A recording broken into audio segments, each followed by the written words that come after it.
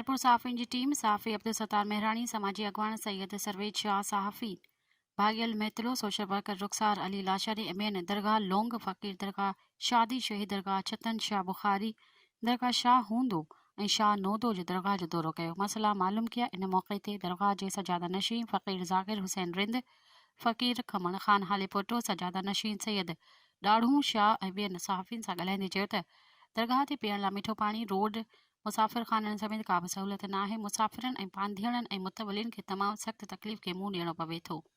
हुन निगरान हुकूमत, औक़ाफ़ खाते ऐं तक जे MNA MPA खां मुतालबो कंदे घुर कई आहे त बुनियादी सहूलियतूं ॾिनियूं वञनि। इन मौक़े ते फ़कीर हाकिम अली हालेपोटो, ग़ुलाम रज़ा कटोहर, अली ख़ान मेहरानी ऐं ॿिया मौजूद हुआ।